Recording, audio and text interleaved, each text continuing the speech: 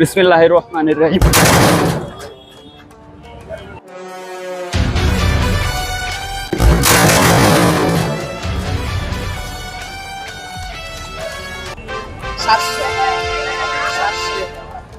এটা এত ওয়েট দেবো বুঝি না, তাহলে আরো জোরে মারতাম। আমি ভাবছিলাম যে হয়তো বা 660 661 অনেক কম। নামাও। প্রথমবার ঠিক ভালো পারিনি, তাই দ্বিতীয়বার আবার চেষ্টা করলাম।